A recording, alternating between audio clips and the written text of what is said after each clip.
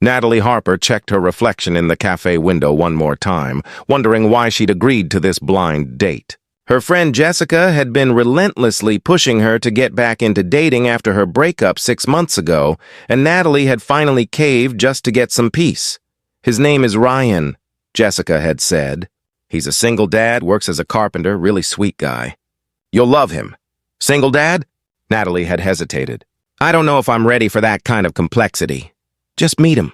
One coffee. If there's no spark, you never have to see him again."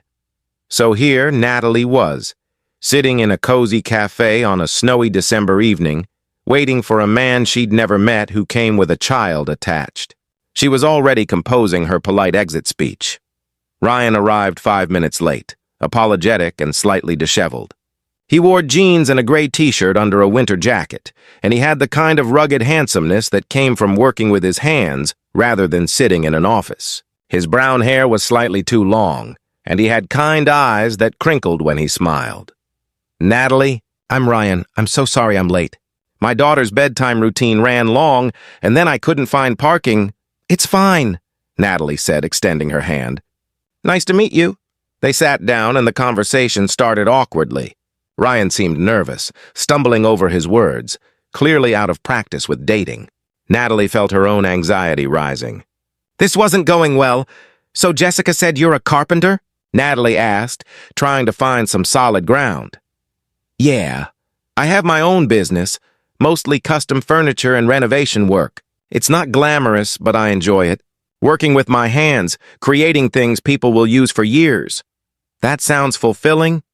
"It is. Though the hours can be unpredictable, which is challenging with Emma, that's my daughter. She's 4. I have to schedule everything around her. That must be hard. Being a single parent." Ryan's expression shifted to something more guarded. "It has its challenges. But Emma's worth every sacrifice? Of course. I didn't mean—" Natalie felt herself floundering. "How long have you been single?" 2 years. Emma's mother left when Emma was 2. Said she couldn't handle being a parent, that it wasn't what she'd signed up for. She hasn't been in contact since. I'm sorry. That must have been devastating. For me, yes. For Emma, it's all she's known. She doesn't remember her mother, which is probably a blessing, honestly. The conversation limped along for another 20 minutes. Ryan was nice enough, but Natalie couldn't shake the feeling that this was all wrong. He clearly loved his daughter, which was admirable, but Natalie wasn't sure she was ready to date someone with a child. It seemed complicated, messy, full of potential heartbreak. She was about to make her polite exit when Ryan's phone buzzed. He glanced at it and his face transformed with concern. "I'm so sorry, I have to take this. It's my babysitter," he answered, and Natalie watched his expression shift from concern to alarm. "What? Is she okay?" "No, I understand. I'll be right there." Ryan hung up and stood quickly. "I'm so sorry, Natalie. Emma woke up crying and won't settle down. My babysitter says she's asking for me. I have to go." "Of course. Go. Your daughter needs you." Ryan hesitated, clearly torn. "This isn't how I wanted this evening to end." "Can I call you? Maybe we could try this again?" Natalie heard herself saying, "Sure, that would be nice," even though she had no intention of going on a second date. Ryan left quickly, and Natalie sat alone with her coffee, feeling guilty for being relieved the date had ended early. She liked Ryan, but she wasn't ready for the complications that came with dating a single parent. She was gathering her things to leave when Ryan burst back through the cafe door, a small bundle in his arms. He spotted Natalie and hurried over, looking apologetic and frazzled. "I'm so sorry," Ryan said.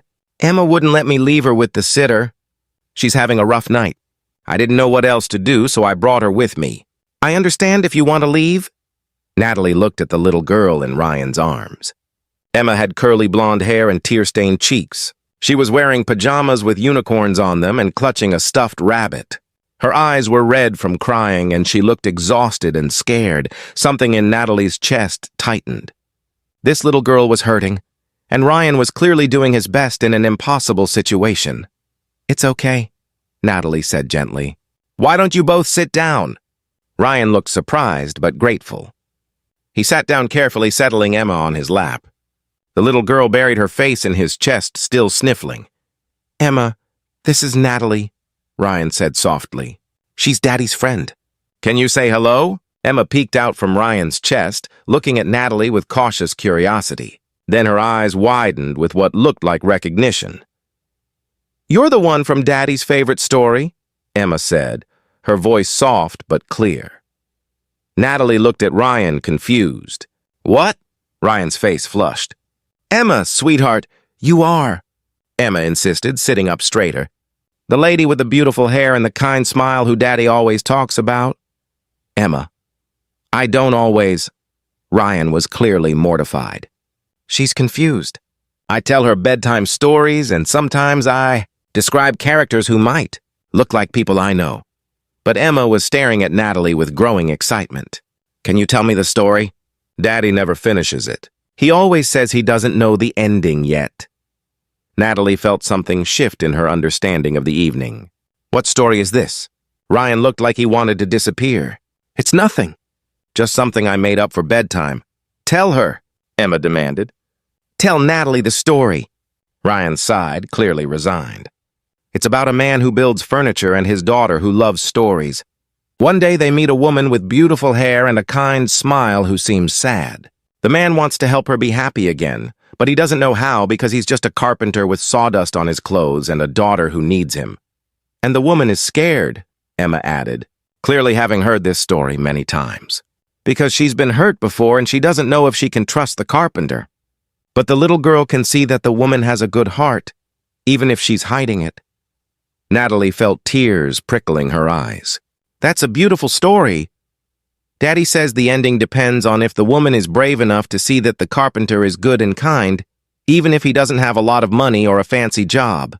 And if she can love his daughter too because the daughter really wants a mommy.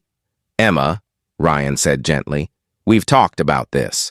Not everyone is going to be your mommy. Some people aren't ready for that. But what if she is? Emma looked at Natalie with hopeful eyes. What if you're ready? Natalie should have been scared off. This was intense, too much too fast. A 4-year-old asking if she was ready to be a mother figure after one date, but instead she found herself asking, Can I see the picture you're holding? Emma had been clutching a piece of paper along with her stuffed rabbit. She held it out shyly. It was a child's drawing, stick figures of a man, a little girl, and a woman with long, wavy hair. A family, did you draw this? Natalie asked. Emma nodded. I drew what Daddy's story looks like in my head. That's Daddy, and that's me, and that's you. I mean, the lady from the story. We're all together and happy. Ryan looked mortified. Emma, sweetheart, you can't just... Natalie, I'm so sorry. This is too much. You should go. I completely understand. But Natalie was looking at the drawing, at this little girl's vision of a family, at Ryan's obvious love for his daughter, and she realized something. She'd been so focused on protecting herself from potential hurt that she'd almost walked away from something real. What if I want to stay? Natalie said quietly. Ryan looked up, surprise evident in his eyes. What? What if I want to hear more of the story? The ending that you haven't figured out yet? Emma bounced excitedly on Ryan's lap. Really? You want to be in our story? I want to see where the story goes, Natalie said carefully.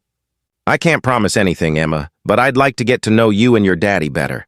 Would that be okay? Yes. Emma threw her arms around Natalie's neck in an enthusiastic hug. Natalie found herself holding this little girl who smelled like children's shampoo and trust, and something in her heart cracked open. Over the next few months, Natalie became part of Ryan and Emma's story.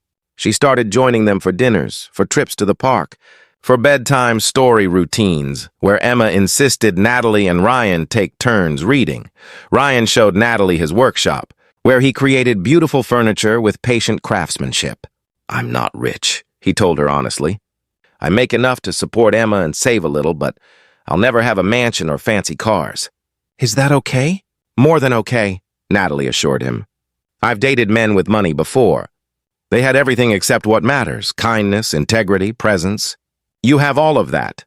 Emma attached herself to Natalie with the wholehearted enthusiasm of a child who'd been longing for a mother figure. She wanted Natalie at her preschool events, wanted to show Natalie her artwork, wanted Natalie's opinion on important matters like which stuffed animal should sleep on the bed versus the shelf. Am I moving too fast? Natalie asked Ryan one evening after Emma had fallen asleep. Is this too much too soon? Emma's been praying for a mother since she was old enough to understand that other kids had moms and she didn't, Ryan said. She's attached to you because she's been waiting for someone like you. But Natalie, you can set boundaries. You can slow this down. Emma will understand. What if I don't want to slow it down? Ryan looked at her carefully. What are you saying? I'm saying that I came to that blind date ready to hate it. Ready to politely exit after one coffee and never look back. I wasn't ready for complications or children or anything messy. I wanted simple and safe. And now I realize that the best things in life aren't simple or safe. They're complex and risky and absolutely worth it. You and Emma are worth it. 6 months after that first chaotic date, Ryan took Natalie back to the same cafe. Emma was with Ryan's mother for the evening, giving them time alone. I want to tell you the ending of the story, Ryan said, as they sat at the same table where they'd first met. The one you tell Emma? Yes, I finally figured out how it ends. Tell me. The carpenter realizes that he's been scared too. Not just of the woman rejecting him or his daughter, but of opening his heart again after being hurt. He's been hiding behind his daughter's needs, using them as an excuse to not risk his own heart. And the woman? The woman realizes that she's been waiting for simple and safe. But what she actually needed was real and true. Even if it came with complications. Especially because it came with complications. Because those complications meant the carpenter and his daughter were real people with real lives, not just a fantasy relationship with no depth.